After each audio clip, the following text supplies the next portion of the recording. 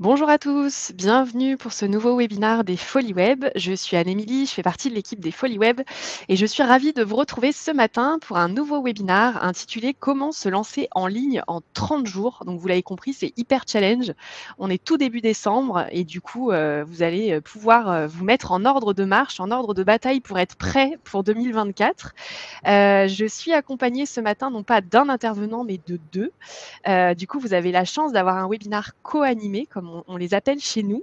On reçoit avec grand plaisir Camille Fage, tout d'abord de Site W. Bonjour Camille, bienvenue à toi. Bonjour, bonjour à tout le monde. Si je ne me trompe pas, c'est ta première intervention avec nous. Site W, on vous a déjà reçu à plusieurs reprises, mais en tout cas, on est ravis de vous retrouver ce matin pour aborder ce sujet avec nous.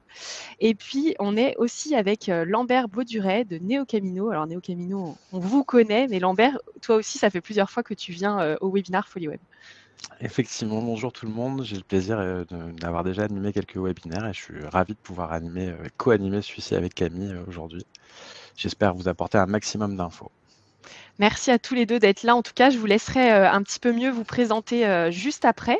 Bonjour à tous les participants. Vous êtes déjà très nombreux à nous mettre des petits messages. N'hésitez pas à continuer à nous mettre un petit message pour nous dire un petit coucou. Et puis, n'hésitez pas aussi, ce que je vous propose souvent de faire, c'est de vous présenter dans le chat en 3 mots chacun. Ça permet un petit peu d'en savoir voilà, un petit peu plus sur vous. Et puis surtout aux deux intervenants, Camille et Lambert, de pouvoir prendre des exemples très concrets parmi vous, parmi les exemples de la salle.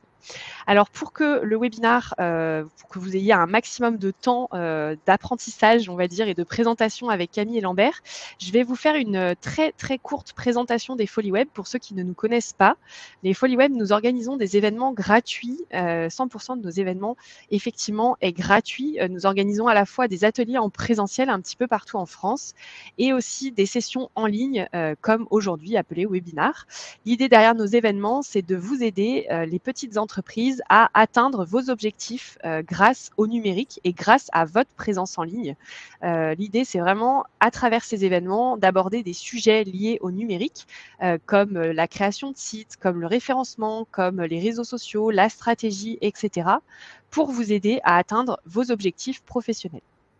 Alors très souvent, on nous demande mais comment c'est possible que vous organisiez autant d'événements de manière gratuite tout au long de l'année? Eh bien, c'est parce qu'on a la chance d'avoir deux partenaires co-organisateurs qui nous aident à organiser ces événements tout au long de l'année. Notre premier partenaire, c'est l'AFNIC, qui est une association à but non lucratif qui gère les 4 millions d'adresses Internet en .fr. L'AFNIC propose un programme d'accompagnement à la présence en ligne que vous voyez à l'écran qui s'appelle Réussir en .fr. Et ce programme d'accompagnement, il a pour objectif d'aider les entrepreneurs à faire les bons choix numériques qui commencent notamment par une adresse Internet percutante. Pour retrouver tous les bons conseils de l'AFNIC et télécharger un guide des 50 conseils pour réussir votre présence en ligne, je vous partage dans le chat, entre deux de vos petits messages qui défilent, un lien vers notre ressourcerie Folie Web où vous avez toutes les infos sur réussiren.fr. Et puis notre deuxième partenaire qui est Neo Camino, notre deuxième partenaire co-organisateur et co-fondateur. Ce que je vous propose pour vous présenter Neo Camino, c'est tout simplement de demander à Lambert, qu'est-ce que vous faites chez Neo Camino? Alors ça va être compliqué de résumer ça, mais globalement, notre mission, effectivement, c'est ce qui est marqué, c'est de vous faire réussir durablement sur le web. Donc on accompagne les TPE-PME, les auto-entrepreneurs en lancement, les entreprises même un peu plus dimensionnées, soit à construire, soit à développer leur mécanique d'acquisition de prospects via Internet, par le biais d'une stratégie, d'un logiciel SaaS et d'un accompagnement. Et ça, c'est la partie effectivement dans laquelle je m'occupe sur la durée, voilà, pour permettre aux entreprises d'atteindre leurs objectifs grâce au digital. Donc on a effectivement pas mal de choses là-dessus et on travaille sur toute typologie de clients. Top, merci beaucoup Lambert. Et toi, qu'est-ce que tu fais Lambert chez Neo Ben, Camino? moi justement, je m'occupe une fois que la stratégie a été établie et qu'effectivement on a un objectif qui est défini, je m'occupe d'accompagner nos clients pour les faire monter en compétences, pour leur permettre d'avoir de la visibilité sur la réalisation de cette stratégie et des objectifs des caps qu'on passe au fur et à mesure afin de pouvoir réajuster si nécessaire, ou en tout cas de bien s'assurer qu'on va dans la bonne direction et vers l'atteinte de l'objectif qu'on a défini en début de collaboration. Voilà. Donc je suis responsable Impeccable. de la réussite client, même si le terme est effectivement extrêmement large, mais ça comprend notamment l'accompagnement au cas par cas des clients chez Neo Camino. Ouais. Top.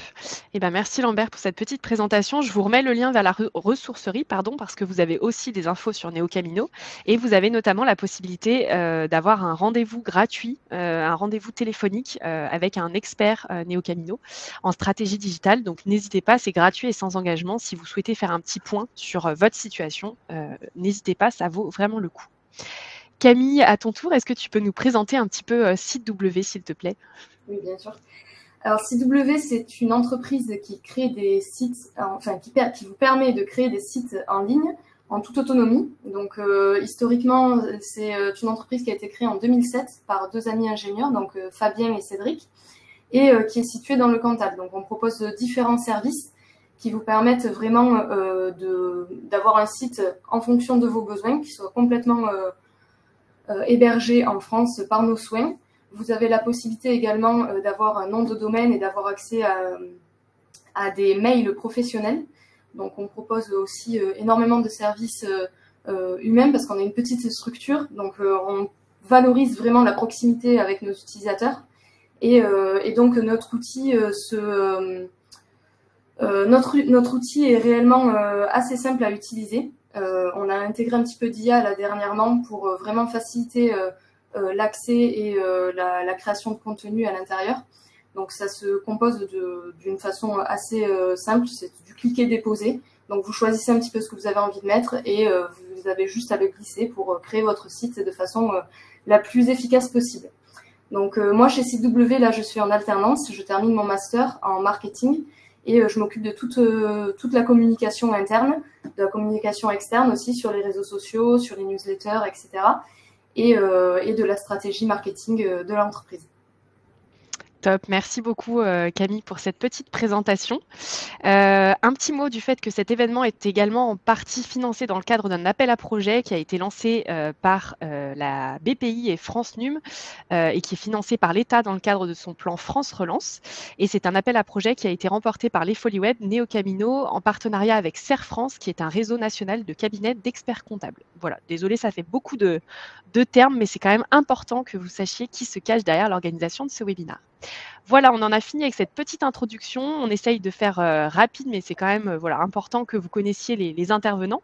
Je vais vous inviter pendant le webinaire à poser toutes vos questions dans l'onglet qui est dédié à ça en bas à droite de votre écran.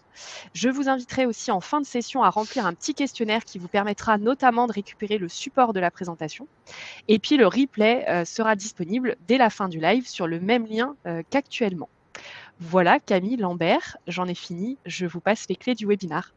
Merci beaucoup Anne-Émilie. Eh ben, écoutez, on va démarrer. Évidemment, avant de définir un plan, il faut commencer par définir sa stratégie et c'est ce qu'on va regarder ensemble sur cette première partie. Donc, on va voir qu'il y a effectivement plusieurs types de questions à se poser. Évidemment, c'est très large. L'idée ici, c'est de vous donner en tout cas les 3 axes principaux sur lesquels il faut vous pencher avant de vous lancer dans n'importe quelle démarche pour pouvoir générer de l'acquisition de clients.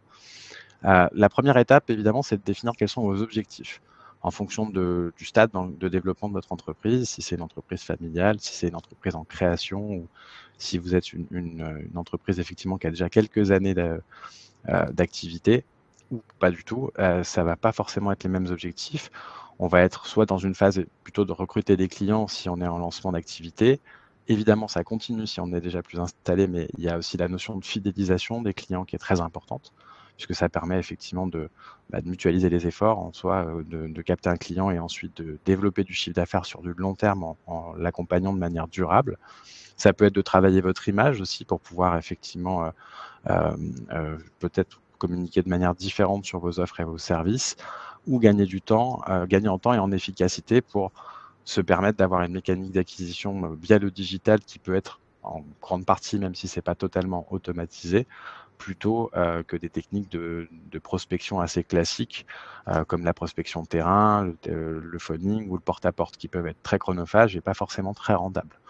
Donc l'objectif aussi est de voir que sont vos objectifs, quel est le lieu que vous souhaitez atteindre dans le développement de votre société. Est-ce que c'est effectivement un certain volume de chiffre d'affaires, un certain volume de clients, un certain volume de personnes qui vous suivent? Ça dépendra vraiment effectivement de ce que vous souhaitez définir, mais c'est la première chose sur laquelle il faut se pencher. La seconde, c'est voir effectivement quelle partie de ce développement peut être développée par Internet. Est-ce que votre cible se situe sur Internet? Si oui, à quel endroit et quelle typologie effectivement de personnes vous allez pouvoir contacter via le digital, que ce soit des futurs clients, des prescripteurs, des partenaires et des clients. Donc il y a toute une partie effectivement où il va falloir se mettre dans une phase d'analyse, d'enquête presque, hein, pour pouvoir comprendre effectivement quels sont les comportements de vos prospects ou des personnes que vous envisagez être vos futurs clients et par quels moyens vous allez pouvoir les contacter via le digital en fonction de votre produit, de votre secteur d'activité ou de votre cible. Évidemment, ça ne sera pas sur les mêmes canaux que vous allez pouvoir les capter. Et enfin, pour pouvoir rationaliser les choses ou en tout cas pouvoir peut-être prioriser ce qui est le plus urgent ou ce qui est le plus important, une fois que vous avez défini ça, il faut pouvoir avoir une visibilité sur quelles sont vos compétences, que ce soit technique ou même en termes de discours commercial ou en termes d'informatique. Quel est le temps dont vous disposez par rapport à toutes les missions que vous avez faites? Quand on est sur un lancement d'entreprise, par exemple, il peut parfois arriver qu'on ait une autre activité secondaire le temps de lancer son entreprise. Évidemment, c'est des notions qu'il faut prendre en compte. Comme toute démarche, le digital et la génération de leads par le digital prend du temps. Et si ce temps, vous ne l'avez pas, ça va être compliqué d'avancer ou en tout cas de pouvoir avoir suffisamment d'impact sur ces notions-là.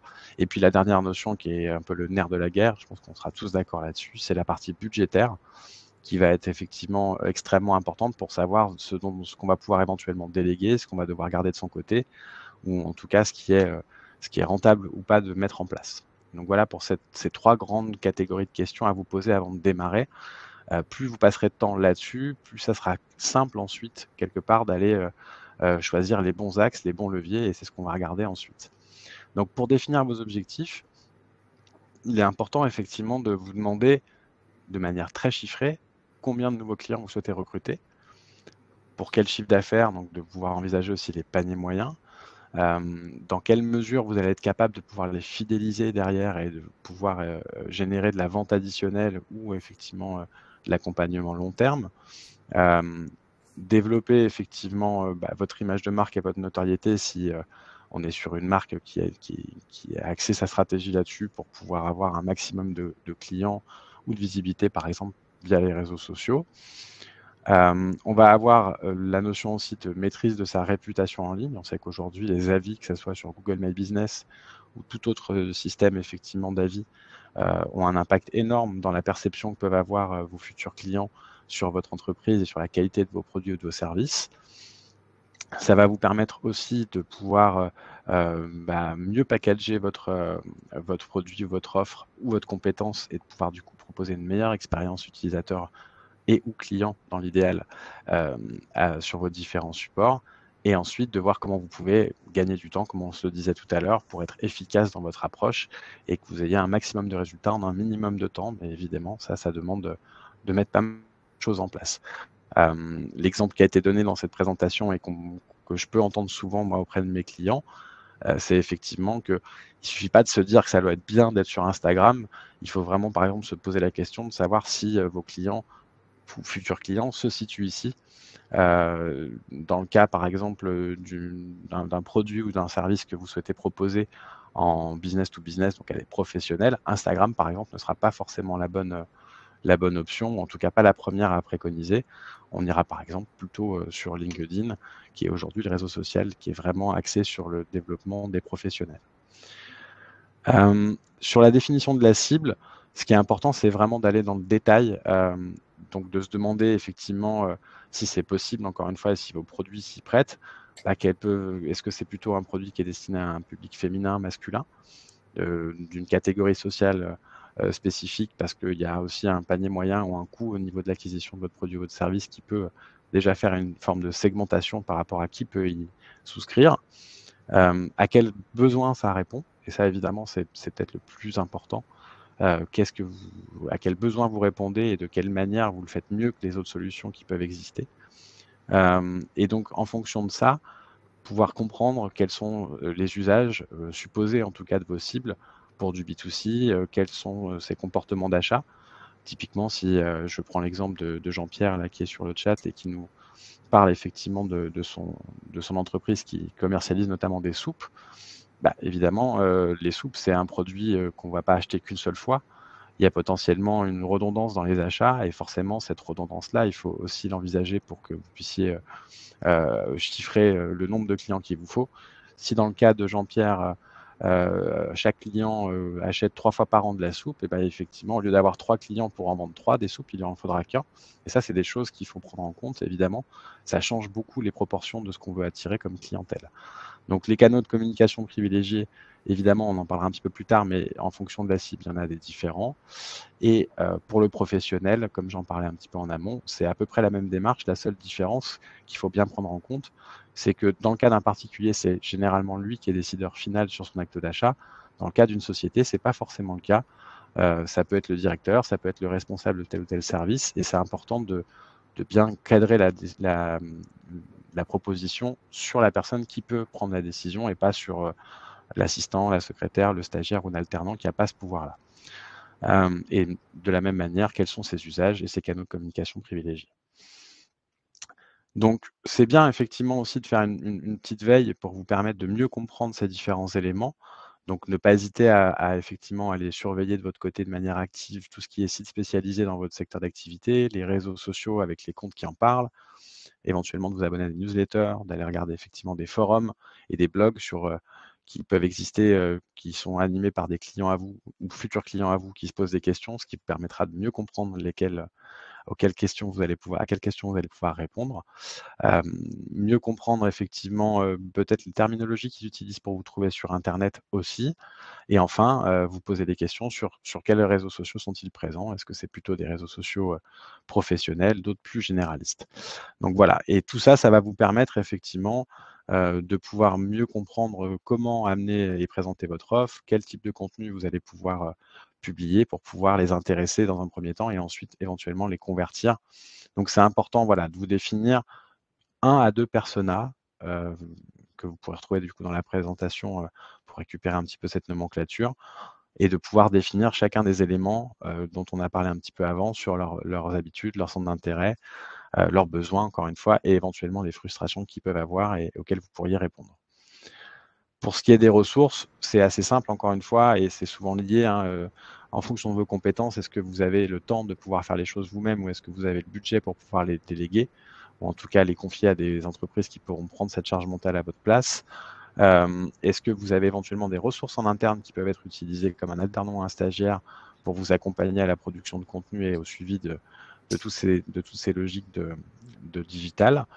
Et enfin, l'argent, effectivement, ça peut être quelque chose qui vous permet de gagner du temps parce que ça peut vous permettre de débloquer ou de déléguer une partie de la réalisation de toutes ces actions-là. Donc voilà un petit peu le parcours client qu'il faut essayer de construire dans l'idéal. Évidemment, vous allez vous concentrer sur les 3 premières parties dans un lancement d'activité. Faire en sorte d'attirer des inconnus sur vos canaux de communication, dans l'idéal, évidemment, le site, par tous les leviers qu'on va creuser un petit peu ensuite, référencement, réseaux sociaux, blog, publicité, et ainsi de suite.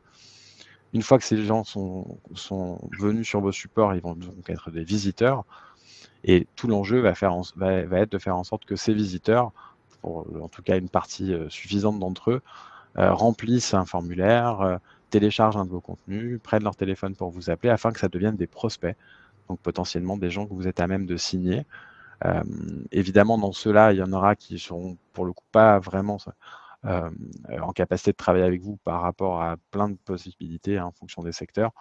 L'essentiel étant de faire en sorte d'avoir un maximum de prospects pour, dans cette base-là, arriver à en signer le plus possible en client. Et enfin, une fois qu'on a atteint les clients, l'idée, vu toute la démarche qu'on a mis en place pour le faire devenir client, c'est de le fidéliser, de l'inciter éventuellement à faire de la recommandation, c'est ce qu'on appelle devenir prescripteur, pour vous attirer effectivement des nouveaux clients. C'est un petit peu la transposition aujourd'hui du bouche à oreille qu'on connaît tous. Donc voilà pour cette première partie sur la stratégie. Je vous invite effectivement à reprendre le support par la suite pour peut-être pouvoir vous servir de ces différents éléments dont on vient de parler un peu rapidement aujourd'hui, mais j'essaye effectivement de laisser le temps à Camille de pouvoir dérouler sa partie aussi. Je te passe la main, Camille. Merci. Donc maintenant, on va regarder un petit peu comment on peut faire un site internet et pourquoi surtout faire un site internet pour votre présence en ligne.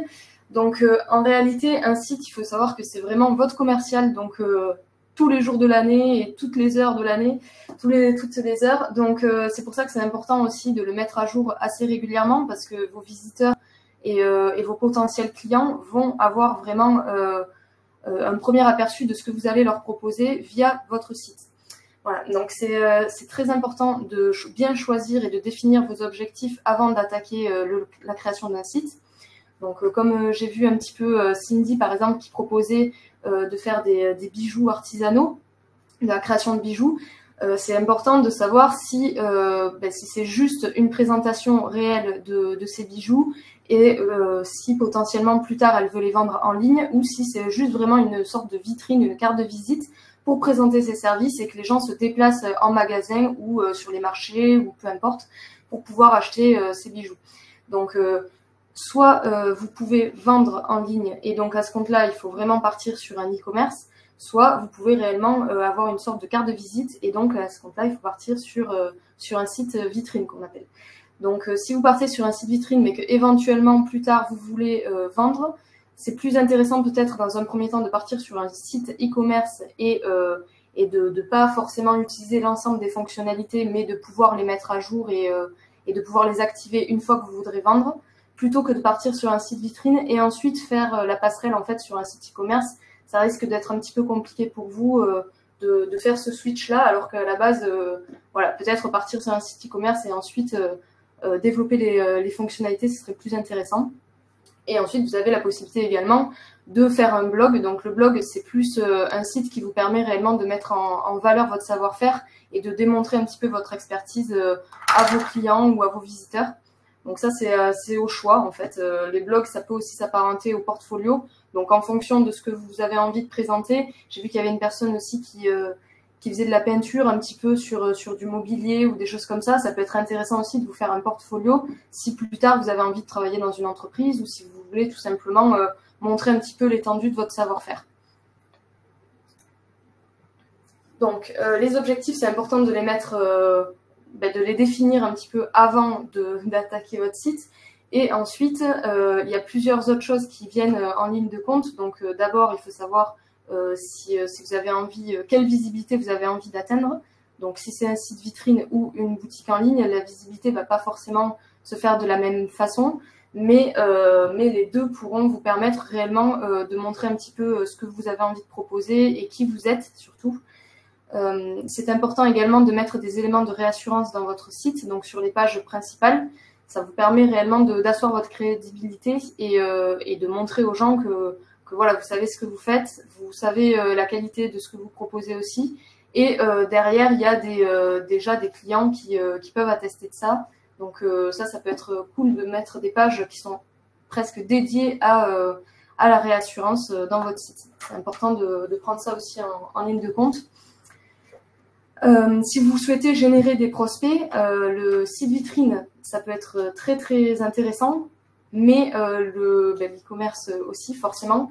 Le site vitrine, vous pouvez le faire tout simplement en ajoutant des boutons, donc des CTA, on appelle ça des call to action, donc c'est en savoir plus, découvrir, voir les produits, plus de détails, enfin voilà, vous pouvez choisir un petit peu le texte que vous avez envie de mettre dans votre bouton et ça permet en un clic à la personne d'aller directement donc sur un formulaire de contact ou de vous contacter via des coordonnées ou alors d'avoir accès à plus de détails sur les offres ou les produits que vous proposez.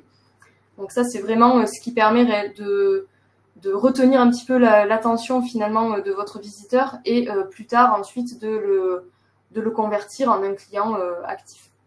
Et ensuite, si vous souhaitez vendre, comme je le disais, il vaut mieux s'orienter donc sur un site e-commerce avec la possibilité d'ajouter tous les produits que vous avez envie avec toutes les déclinaisons que vous voulez et de vendre en ligne directement. Après, il faudra prévoir donc un module peut-être ou des fonctionnalités de livraison ou de paiement derrière qui viendront s'additionner à cela. Donc là, vous verrez, il y a plusieurs sites qui vous permettent de faire ça assez rapidement. Par exemple, sur site W, on a carrément des formules en fait en fonction des sites que vous choisissez de faire. Donc par exemple, si vous choisissez de faire un site e-commerce, vous avez 3 formules qui vous proposent de le faire. Donc une formule gratuite et après d'autres formules payantes avec des fonctionnalités plus ou moins avancées en fonction de vos besoins. Donc les différentes étapes d'un site, alors il faut commencer par le commencement. La première chose, c'est vraiment plus de la réflexion. Donc, savoir un petit peu tout ce qui est web design. Donc, essayer de créer peut-être une charte graphique. Elle peut être très succincte. Il n'y a pas besoin d'avoir une charte graphique très, très élaborée. Si c'est pas trop votre domaine, voilà, vous pouvez faire quelque chose d'assez simple. Choisir un petit peu les couleurs que vous voulez employer, les polices, le ton que vous voulez utiliser pour parler un petit peu à vos clients, à vos visiteurs, pour qu'en fait, sur l'ensemble de vos canaux de communication, il y ait une sorte de cohérence et un fil d'Ariane, finalement, pour pouvoir, voilà, que les personnes, dès qu'elles voient une image ou une photo ou une vidéo ou un texte, elles sachent directement vous reconnaître et sachent qui vous êtes.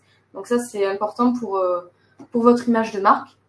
Ensuite, il faudra également réfléchir un petit peu en amont à tout ce qui est référencement. Donc, référencement, en fait, c'est la partie finalement naturelle de votre site ou de vos canaux. Donc, c'est comment se faire connaître de façon naturelle sans payer.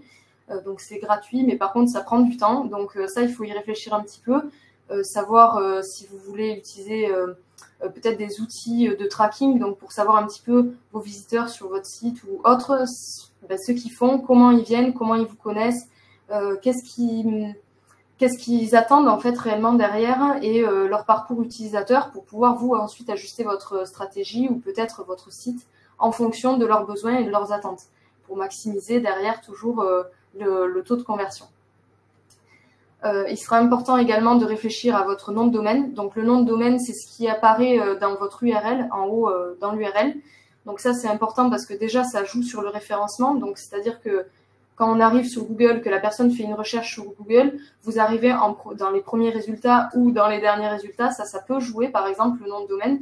Si la personne tape les folies web, normalement, les folies web sont censées arriver en première position. Donc, j'ai pas fait le test, mais ça vaut peut-être le coup d'essayer pour voir si ça fonctionne ou pas. Donc, le nom de domaine, c'est important de le mettre. Le but, c'est de mettre éventuellement le nom de votre entreprise. Comme ça, au moins, vous êtes sûr que vous êtes bien référencé, au moins sur votre nom d'entreprise. Donc ça se réserve, le nom de domaine. Vous pouvez, il y a plusieurs sites qui vous permettent de le réserver. L'adresse pro, ça c'est important aussi parce que vous n'avez pas forcément peut-être, j'imagine, envie d'être spammé sur vos jours de congé ou jours de repos par des clients ou des visiteurs potentiels. Donc c'est important de mettre une adresse pro pour vraiment asseoir un petit peu, pareil, votre crédibilité et votre image de marque. Pensez également à votre hébergement parce que le site, il va falloir qu'il soit hébergé par quelque chose, forcément. Donc, l'hébergeur, c'est quelque chose qu'il faut prendre en compte. Certains sont gratuits, certains sont payants. Donc, voilà, il faut savoir un petit peu dans quoi vous engagez. Et vous n'êtes pas sans savoir que les aspects juridiques ont un petit peu évolué ces dernières années, notamment en tout ce qui est RGPD.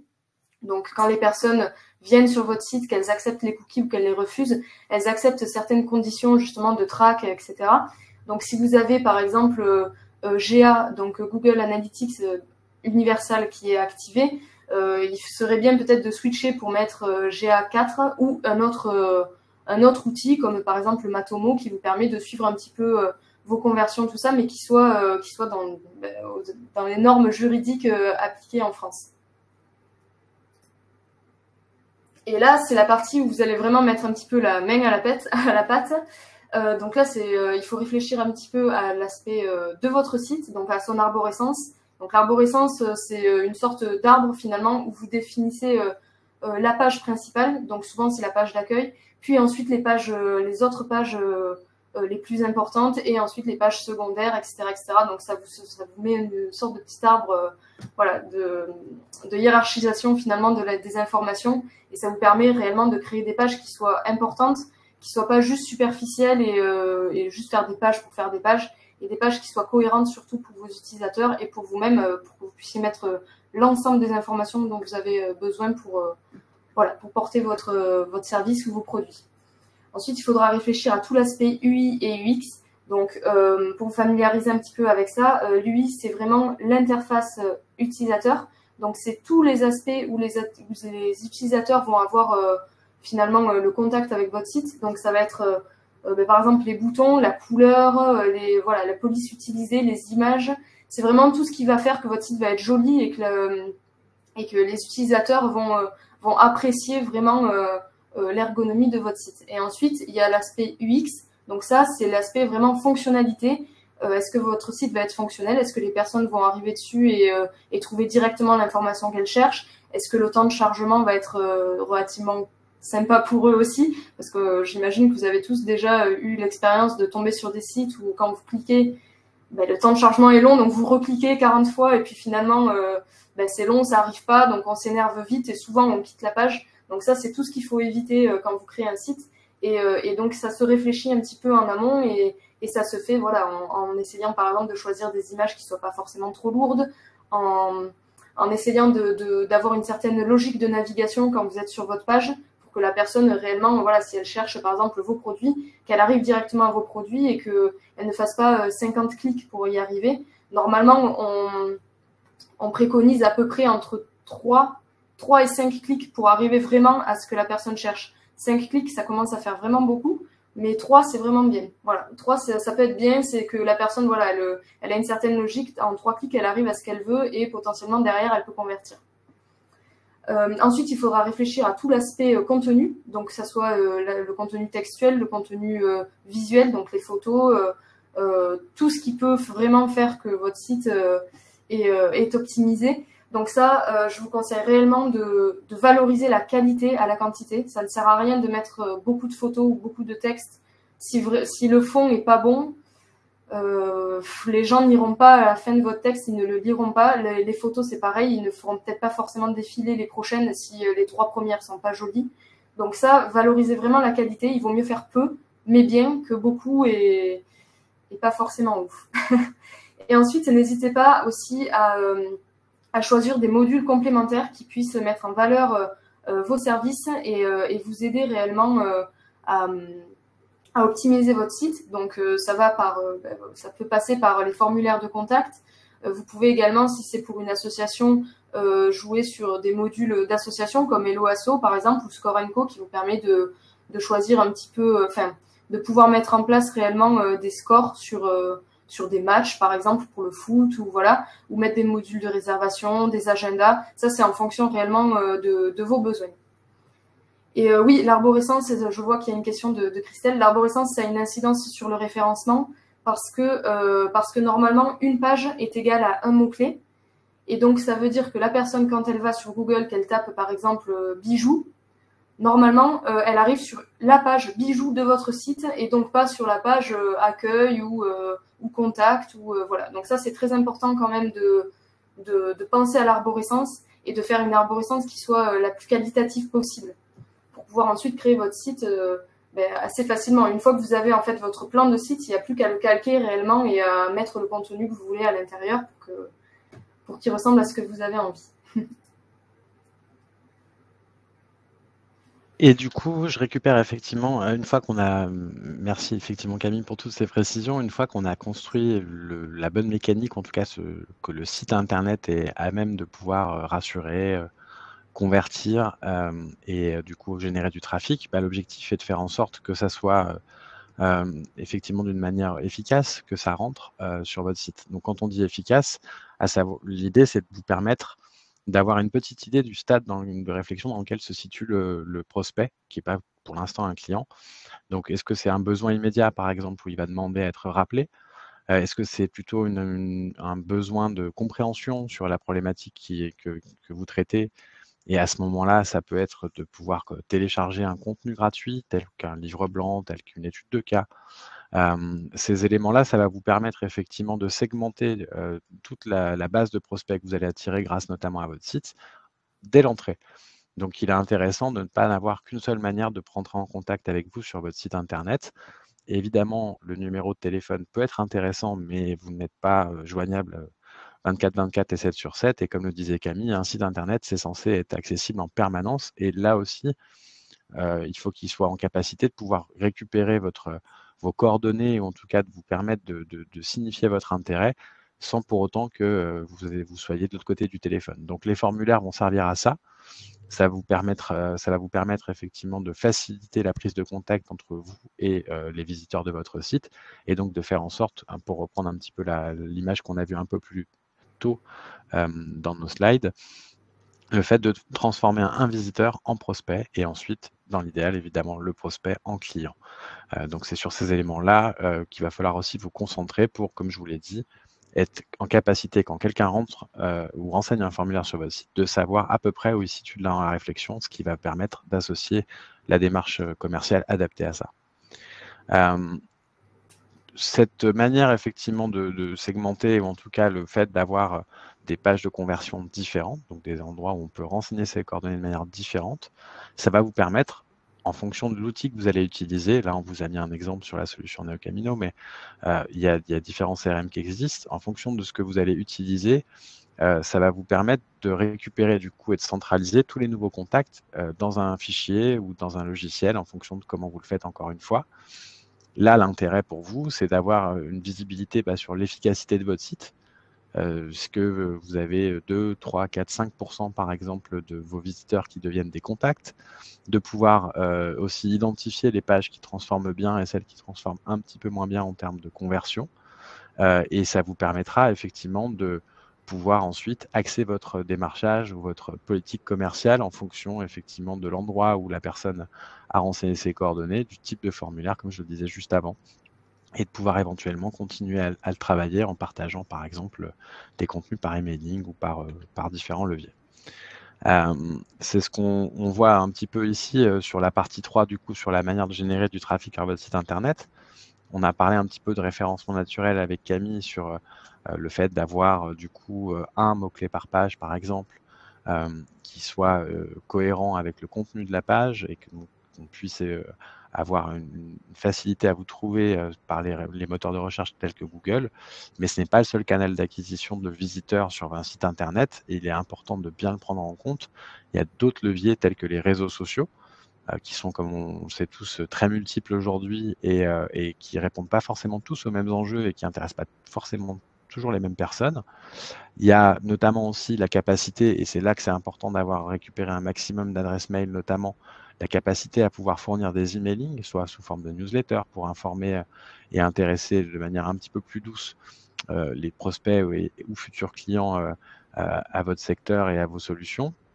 Éventuellement d'avoir des liens qui sont positionnés sur d'autres sites internet qui renvoient vers le vôtre, ce qui permet aussi de pouvoir bénéficier de cette audience-là. Et puis après, là c'est dans l'absolu, effectivement, quand on a une volonté d'aller assez vite ou qu'on est sur un environnement assez concurrentiel, la capacité de pouvoir créer de la publicité en ligne. Alors ça dépend aussi de votre niveau technique, de votre budget, du secteur d'activité dans lequel vous êtes. Là, je vous donne vraiment les grandes lignes en fonction de ce qui peut se faire en général. Mais la publicité en ligne peut être un très bon moyen pour pouvoir accélérer effectivement la visibilité de votre site, puisque la différence avec le référencement naturel, c'est que là, vous allez effectivement être sur un trafic payant. Chaque visiteur va vous coûter de l'argent, mais par contre, la visibilité sera quasiment immédiate si la campagne, encore une fois, est bien conçue. Mais voilà, c'est juste effectivement pour attirer votre attention sur le fait que Google et le référencement naturel n'est pas la seule manière d'attirer effectivement des visiteurs sur votre site.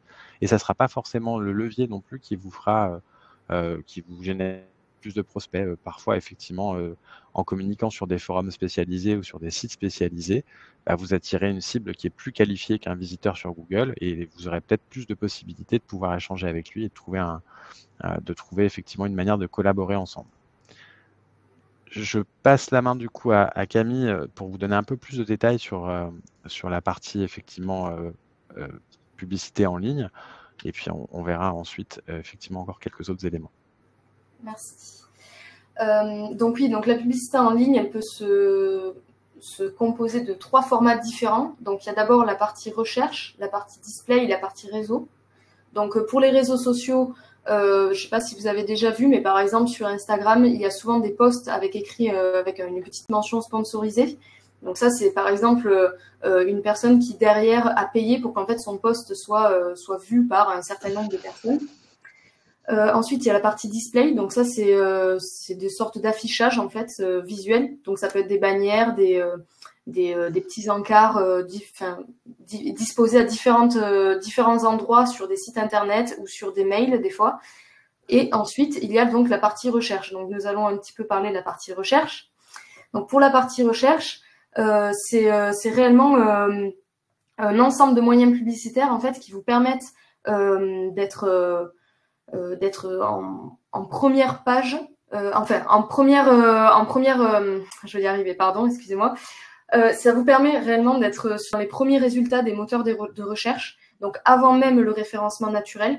C'est-à-dire que là, par exemple, sur le slide qu'on vous montre, donc il y a la petite mention sponsorisée et donc 3 ou 4 mentions qui ont été payées avant d'arriver donc sur les moteurs de recherche gratuits. Donc le linge de lin français est arrivé premier parce que du coup de façon organique le site a été relativement bien référencé et donc se positionne premier, mais forcément le payant arrive bien avant ça. Donc ça peut être facile et difficile à la fois d'arriver dans les premiers moteurs de recherche payants, enfin dans les premiers résultats de recherche payants, parce que en fonction des mots que vous choisissez, il peut y avoir potentiellement plus de concurrence que d'autres. Il faut savoir qu'il y a aussi énormément de volume de recherche en fonction des mots. Donc ça, c'est quelque chose qu'il faut prendre en compte. Il y a plusieurs paramètres à prendre en compte quand on fait du référencement payant. Donc souvent, c'est sur Google Ads que ça se passe. Vous choisissez votre objectif de notoriété, de vente par exemple, et en fonction, il faudra donc mettre des mots-clés, choisir un mot-clé spécifique pour que votre annonce apparaisse dans les premiers résultats ou pas. Voilà, donc là par exemple, la personne sur le premier résultat a marqué linge de maison en lin, et pourtant le visiteur a posé Draus lin français. Donc c'est le mot lin réellement qui a permis de faire remonter cette annonce dans les premiers résultats. Donc il faut savoir également que le titre et la description sont très importants. Donc maintenant il y a des IA qui vous permettent d'en générer automatiquement, mais vous quand vous les créez, il faut réellement penser au référencement, parce que c'est pas parce que c'est payant que ça va être plus simple. Il va aussi falloir réfléchir un petit peu au texte que vous voulez mettre en valeur, en sachant aussi qu'il y a des limites de caractères. Donc là par exemple, comme vous pouvez le voir, il y a une phrase ou deux qui apparaissent, mais voilà, vous ne pouvez pas mettre un texte de 15 lignes, ça, de toute façon il sera coupé ou rogné, et pareil pour le titre. Donc il faudra bien réfléchir aux mots que vous voulez mettre en avant, en valeur, pour que dès que la personne note quelque chose dans son moteur de recherche, vous apparaissez ou pas. Donc ensuite, il y a toutes les campagnes textuelles. Donc là, c'est un petit peu pareil, c'est réellement donc les campagnes qui vont remonter en première avec des annonces très très précises. Donc les liens sponsorisés vont se mettre, comme je le disais dans la SERP, donc dans les résultats des moteurs de recherche, vous apparaissez en premier ou pas. Là forcément il y a un peu plus de concurrence en fonction des mots-clés. Si vous choisissez des mots-clés où réellement le volume de recherche est très faible, personne ne le cherche, potentiellement vous pouvez vous dire que la concurrence sera faible aussi. Donc ça, souvent dans Google Ads, ils vous le notifient et vous pouvez le voir. Et ils vous disent, ben voilà, il faut payer tant pour arriver. Ou si vous payez, par exemple, 1 euro par mois, vous arriverez à toucher 10 personnes et peut-être pas 100. Donc ça, c'est à vous de le faire comme vous voulez. L'avantage réellement du référencement payant, c'est que du coup, vous avez des résultats qui sont très rapides. Vous pouvez toucher beaucoup de personnes et des personnes qui sont qualifiées parce que forcément, elles cherchent quelque chose de précis dans leur moteur de recherche. Donc, logiquement, elles s'attendent à avoir le nom de votre entreprise ou même si elles ne vous connaissent pas, à avoir ce type de résultat. Donc, forcément, les personnes sont plus qualifiées et c'est facile aussi à mettre en place parce qu'il y a quand même des guides qui vous permettent de faire ça assez rapidement. Et derrière, au niveau maintenance, bon, voilà, il faut vérifier de temps en temps que tout se passe bien et que aussi au niveau du budget, vous pouvez l'ajuster. Donc, si jamais vous voulez baisser le budget ou l'augmenter, vous pouvez le faire en quelques clics aussi. C'est très, très simple. En revanche, il y a quand même quelque chose à prendre en compte, c'est que le jour où vous arrêtez de payer, tout s'arrête au niveau du référencement payant, forcément. Donc c'est bien important aussi de faire attention au référencement naturel pour que au moins vous ayez une sorte de parachute, histoire que votre site ne finisse pas en dernière page lorsque la personne tape Draus, voilà, que vous atterrissiez pas en dernière page et le jour où vous arrêtez de payer, finalement, il se passe plus rien et d'un coup, vous comprenez pas pourquoi. Donc, réellement, le côté payant ne se substitue pas au côté gratuit. Voilà, il faut vraiment faire un petit peu les deux. Si vous pouvez faire le payant, c'est bien. Si vous pouvez ne pas le faire, c'est pas dramatique non plus. Par contre, c'est vrai que ça peut vous donner un coup de boost, surtout au lancement d'une marque ou de votre activité. Vous pouvez faire un petit peu de référencement payant, ça permettra au moins aux gens de vous connaître et en termes de notoriété, de vous donner un petit coup de boost. Je te laisse la même, Lambert, pour les emails. Merci beaucoup. Et donc, du coup, voilà, sachant effectivement tout ce qu'on vient de se dire entre ce que vous avez présenté Camille et ce que je vous ai dit là, on se rend compte que générer des prospects effectivement via le digital, ça demande plusieurs étapes, ça demande de la réflexion, ça demande du temps, développer des nouvelles compétences pour la majeure partie d'entre nous. Et la logique effectivement qu'il faut avoir derrière, c'est qu'après tous ces efforts pour générer des leads et donc des gens qui ont renseigné leurs coordonnées sur notre site internet, il est important de ne pas s'arrêter là et de se dire c'est bon, j'ai eu 20 personnes qui ont dit que c'était intéressant ce que je faisais et qui voudraient éventuellement de près ou de loin en parler avec moi. Maintenant, soit je les appelle tout de suite et j'espère qu'ils sont prêts à travailler avec moi, soit ça veut dire qu'on ne travaillera jamais ensemble ou j'attends qu'ils reviennent vers moi et qu'ils me contactent directement pour me demander des informations. Ça, c'est effectivement l'idéal qu'on aimerait toutes et tous avoir. La réalité, c'est que en fonction, comme je vous le disais tout à l'heure, de l'étape de réflexion dans laquelle se situe effectivement votre cible, bah, globalement, vous n'allez pas toujours être en capacité de pouvoir le signer tout de suite. C'est pour ça qu'il est important de travailler cette relation avant même que vous deveniez client et qu'il y ait un accord entre vous, de travailler cette relation effectivement par le biais d'emails, par exemple, qui vont vous permettre de venir un petit peu aux nouvelles, de savoir si les contenus que vous leur avez partagés sur la dernière newsletter les a intéressés, éventuellement de repousser un échange avec vous pour voir si leur réflexion a avancé. Donc ça, c'est des éléments importants et évidemment, c'est ce qui vous permet, en fonction de la stratégie que vous avez développée pour acquérir des prospects via le digital, de rentabiliser au maximum ces prospects en vous donnant toutes les chances de les maintenir en contact avec vous, de maintenir effectivement l'intérêt qu'ils ont pour votre prestation ou votre produit. Et ça va passer effectivement par ces leviers d'emailing notamment, soit de manière régulière pour entretenir le lien, soit de manière ponctuelle pour pousser quelque chose, une offre de Noël par exemple en ce moment.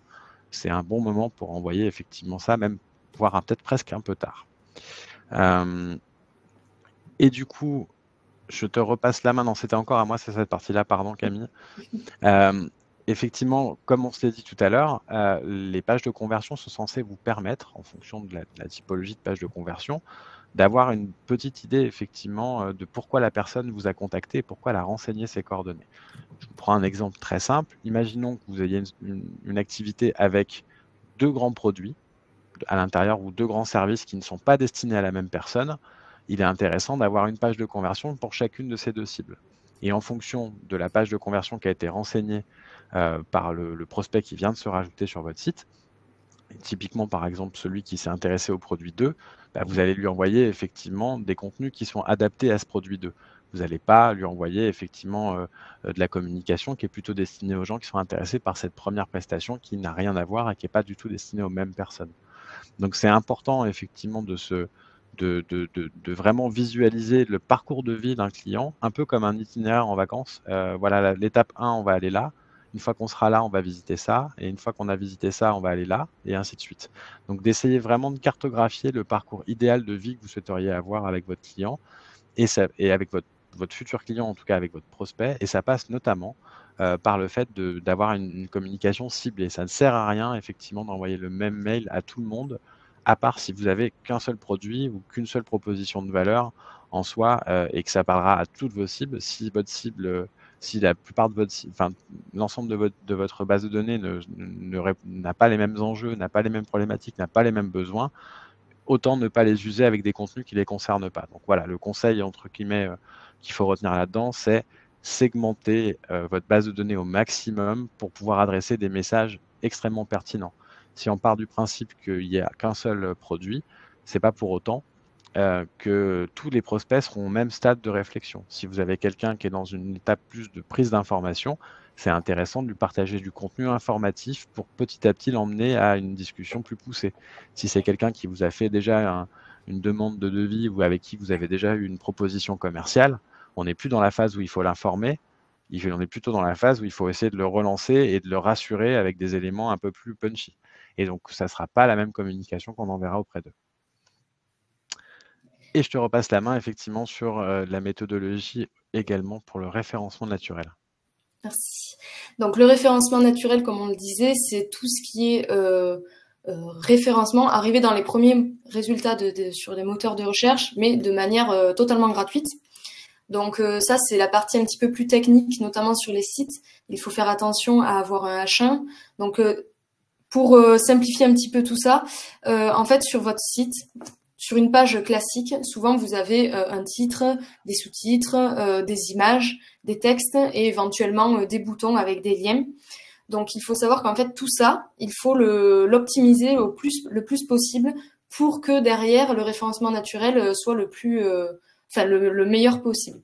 Donc sur le titre, derrière vous pouvez mettre des balises, donc c'est des tout petits bouts de code qui sont quand même très simples à mettre en place. Pareil sur des outils comme CW ou X ou n'importe, vous avez la possibilité réellement de paramétrer ça. Donc il faut savoir que tout ce qui est balise, ça n'a rien à voir avec le côté design. Souvent, si vous mettez un H1, vous verrez que le titre va forcément se mettre en plus gros. C'est pas parce que vous voulez qu'il soit plus gros que il faut le mettre forcément en H1. Un H1, il doit y en avoir qu'un seul sur une page. Il doit être vraiment le plus optimisé possible en choisissant des mots-clés. Donc, chaque page a un H1 précis avec un mot-clé précis. Donc, il doit forcément mettre en valeur ce mot-clé-là et être le plus... montrer un petit peu de quoi va parler réellement la page. Ensuite, vous pouvez choisir un petit peu le style que vous voulez lui appliquer dessus, s'il faut qu'il soit en gras, s'il faut qu'il fasse 12 pixels d'épaisseur, enfin, peu importe. C'est à vous de choisir ça. Mais ça vient en deuxième temps. Vraiment, les balises et tout l'aspect un petit peu technique, c'est quelque chose de totalement à part, mais qui a son incidence. C'est en fait Google qui a des petits robots et qui va lire votre page, le code de votre page, et donc qui va lire ça et se dire ah oui, en fait ça c'est le titre, c'est ce qui est important. Donc ensuite, il y a les sous-titres. Donc une fois que vous avez mis votre H1, vous mettez de manière relativement structurée des H2, des H3 pour faire des sous-titres un petit peu comme sur un livre avec une certaine arborescence, une pagination qui soit cohérente.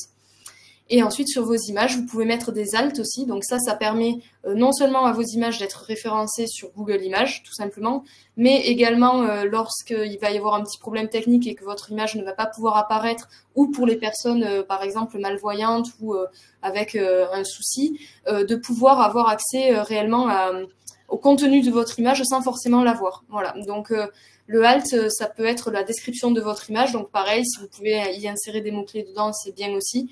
Alors le but, c'est pas de mettre des mots-clés de partout et que ça soit vraiment du bullshit, si on peut dire ça comme ça, mais de les mettre de manière, avec parcimonie et de façon la plus intelligente possible. Et ensuite, vos textes, pareil, il faut qu'ils soient optimisés SEO, donc qu'on sache de quoi vous parlez. Le but, alors maintenant, il y a beaucoup d'IA qui génèrent du texte, comme ChatGPT par exemple. Le but, c'est vraiment aussi d'y mettre votre patte, de le personnaliser, parce que Google, quand même, favorise les textes et les contenus qui sont écrits par des humains et faits main, surtout.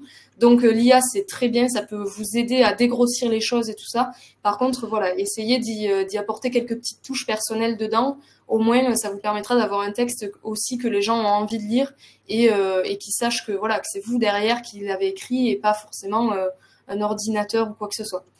Et ensuite, les liens, pareil, vous pouvez les optimiser en choisissant des liens, donc notamment au niveau des URL, si c'est par exemple pour accéder au formulaire de contact et que vous vous appelez site W, vous pouvez mettre formulaire site W, comme ça au moins votre lien est très personnalisé et spécifique à votre service, spécifique à votre page et donc être remonté plus facilement dans les moteurs de recherche.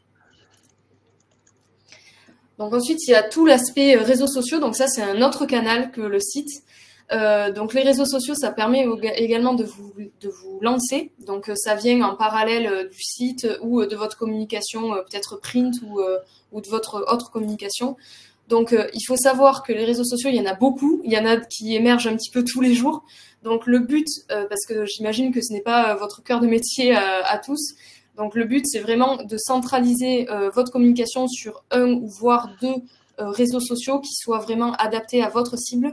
Donc par exemple, Instagram, ça s'adaptera plus à de jeunes adultes qui sont quand même friands de visuels et d'esthétique qui soient inspirants pour eux.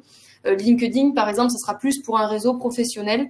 Bon, après tout ça, c'est quand même, les algorithmes sont maintenant un petit peu poussés, donc vous pouvez quand même toucher la cible que vous voulez presque sur n'importe quel canal, mais c'est quand même bien pour commencer de choisir le réseau social qui sera adapté à votre cœur de cible et aux personnes que vous voulez toucher plus particulièrement.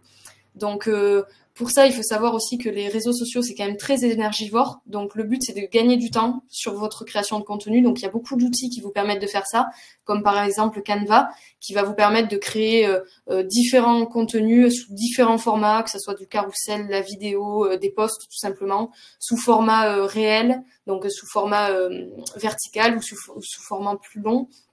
Donc voilà, ça peut vous aider aussi. Ce qui est intéressant à mettre en place, qui prend peut-être un petit peu de temps au début, 1 heure ou 2, et puis ensuite qui va vous faire gagner énormément de temps. Et voilà, ça peut être un calendrier éditorial. Donc vous prenez une semaine type et vous dites, voilà, tel jour je poste sur Facebook et tel jour je poste sur Instagram, si je choisis Instagram et Facebook. Et donc à telle heure, parce que ma cible est présente à telle heure. Si c'est des jeunes adultes, ils sortent du travail à peu près sur ces zones-là. Si c'est des enfants, mais on sait qu'ils sont à l'école ou en vacances. Donc en fonction, voilà, vous pouvez vous aider là-dessus. Si vous êtes en manque aussi d'idées, vous pouvez vous aider des marronniers qui vous permettent d'avoir des journées un petit peu internationales ou qui ont un rapport un petit peu avec votre activité. Et après, vous pouvez aussi recycler du contenu sur différentes plateformes. Si vous choisissez de faire le pari d'être sur différents réseaux, vous pouvez recycler votre contenu, que ce soit sur Instagram ou sur YouTube, par exemple. Si vous voyez qu'il y a un réel qui fonctionne très bien sur Instagram, vous pouvez le décliner en format plus long sur YouTube. Donc ça, c'est vraiment vous qui devez le voir en fonction de votre stratégie. Il faut qu'il y ait une cohérence, en fait, en fonction des personnes aussi que vous voulez cibler. Et le plus important dans tous les cas sur les réseaux sociaux, n'importe quelle plateforme que vous choisissez, c'est d'être très très régulier. Si vous choisissez de publier qu'une fois par semaine, c'est pas grave, même si on vous préconise parfois de publier 3 fois par semaine, 1 fois par jour, peu importe. Soyez régulier dans ce que vous faites et privilégiez la qualité. Dans tous les cas, ça paiera. Après, il faut que ça se mette en place. C'est parfois un petit peu long, mais dans tous les cas, ça paiera. Voilà pour cette partie-là. Je pense que malheureusement, on va devoir s'arrêter là parce qu'il est déjà 11h56. Pardon. Je suis désolée, je vais devoir vous interrompre un petit peu dans la présentation. Pour les participants, il n'y a aucun problème, hein, vous allez avoir le support de la présentation et si vous avez des questions après coup, vous allez pouvoir demander à être contacté par Camille ou Lambert. Donc voilà, vous n'hésiterez pas à le faire.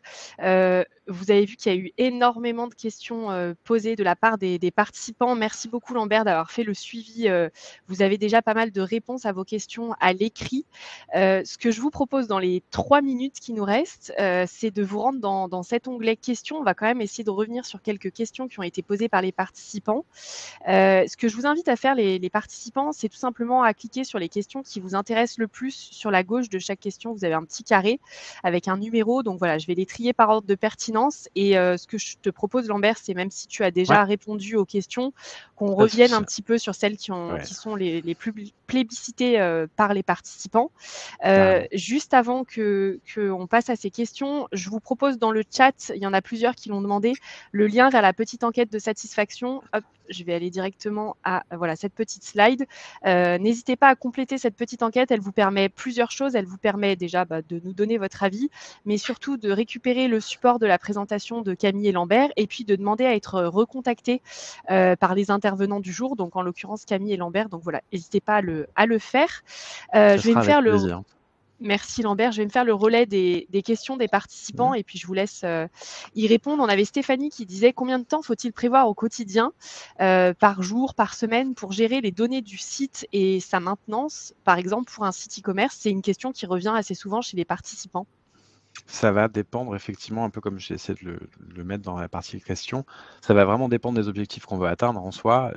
Sur un site, dans le cas d'un site e-commerce, ça peut être le volume de produits qu'on doit animer, le volume de commandes qu'on doit suivre, la méthodologie qu'on a au niveau de l'expédition par exemple, ou de la gestion du stock. Donc c'est très dépendant de la situation, du secteur et de la manière dont vous avez organisé votre activité. Globalement, et c'est à peu près la même chose pour n'importe quel objectif qu'on souhaite atteindre dans le digital ou ailleurs, en fonction, plus l'objectif est haut, plus il y a du temps à consacrer à ça. et plus la répétition est importante. Donc, le conseil que je vous donnerais pour un site vitrine ou e-commerce, quoi qu'il arrive, c'est de mettre en place des créneaux bloqués dans votre organisation et dans votre agenda, et de vous assurer, quel que soit ce qui se passe dans votre journée, et on sait qu'une journée d'entrepreneur peut être surprenante et extrêmement dure à anticiper, de faire en sorte d'avoir toujours des temps dédiés au suivi, à l'optimisation et à la gestion de votre communication digitale, que ce soit pour le site ou pour tous les autres leviers tels que les réseaux sociaux, les emailing et compagnie. Donc Ouais, voilà, il n'y a pas de formule magique, mais ça dépend vraiment effectivement des objectifs, encore une fois. Plus c'est haut, plus ça prend du temps, forcément, ou du Nous, au budget, Folie Web, ou les 2. on dit donnez-vous des rendez-vous avec vous-même, hein, calez-vous des petites plages dans votre agenda où vous savez que C'est vous bien mieux bloquez formulé, effectivement. ce temps-là. Et c'est vrai que on a l'habitude de le Quelle formuler belle comme ça. formule, je vais te la Je sais pas récupérer. si, je sais pas si Camille, tu voulais compléter ou si on peut passer à une question On peut suivante. passer, ouais. Allez, ça marche. On avait Stéphanie qui nous demandait c'est quoi un marronnier? À un moment donné, on en a parlé. Oui, J'ai pas la ref. alors un marronnier, en fait, c'est un calendrier qui a été, qui est fait, que vous pouvez trouver sur Internet. Souvent, c'est sous forme de PDF. Ça centralise l'ensemble des journées internationales qu'il peut y avoir, ou des journées un petit peu importantes dans le monde entier. Donc, il peut y avoir des journées de la fleur ou de l'Internet ou de plein de choses. Et ça peut vous donner beaucoup d'idées, en fait, de contenu, parce que finalement, des jours où vous savez pas quoi publier, vous allez regarder un petit peu ce marronnier-là et vous dites, ah oui, en fait, tel jour, c'est la journée, je sais pas, de Noël, par exemple. C'est Noël, voilà, ça, typiquement, c'est Noël, ou c'est la journée de la gaufre. Donc, on peut parler là-dessus parce que ça a un rapport avec votre activité. Voilà. Donc ça, c'est des calendriers qui sont un petit peu tout préparés et qui sont disponibles sur Internet. Voilà, il suffit de cliquer marronnier 2024, par exemple, pour l'année à venir, et ça vous sortira un petit peu toutes les dates importantes que vous pouvez réutiliser ou pas. Tout à fait, ça va vous permettre de mettre un pied à l'étrier pour construire votre calendrier éditorial. Ça va vous donner des idées de contenu. C'est un bon conseil, effectivement, et je me permets juste de Vas-y, rajouter vas-y. que, mais ça va en complément de ce que disait Camille. Il y a beaucoup de ressources sur internet. Alors c'est parfois difficile de se repérer, mais il est dommage, à mon sens, de pas, essayer effectivement d'en consulter un maximum, que ça soit, je vois pas mal de questions sur le temps que prend la création d'un site internet, sur des notions d'optimisation de référencement avec les balises notamment. Tous ces éléments-là, c'est des choses que vous pouvez trouver assez facilement au final, que ce soit sur YouTube ou sur n'importe quel site internet aujourd'hui qui parle, ou forum qui parle de ça. Moi, je vous invite vraiment à aller regarder en détail tous les contenus gratuits qui existent. On est dans une époque où on a la chance d'en avoir beaucoup, et vous verrez que la plupart du temps, ils tombent tous d'accord sur les différents sujets. Donc, pour tout ce qui est, entre guillemets, des sujets qui sont souvent abordés, ou que tout entrepreneur qui veut se lancer sur le digital se pose, je vous invite vraiment à aller regarder ce qui se situe en contenu gratuit. Il y a déjà pas mal de choses. Évidemment, ça ne pourra pas vous permettre d'aller aussi loin que quelque chose de plus poussé, mais ça répondra déjà à pas mal de vos questions, je pense. Top. On avait une question d'Hélène concernant le nom de domaine, et c'est vrai que je me permets de la relayer parce qu'elle est plébiscitée par beaucoup de participants, et c'est une question qui interroge sur le nom de domaine. Est-ce que l'utilisation d'un tiret, alors qu'on appelle parfois tiret du 6, peut permettre plus de clarté? Alors effectivement, c'était dit dans la présentation. A-t-il un impact négatif sur les performances?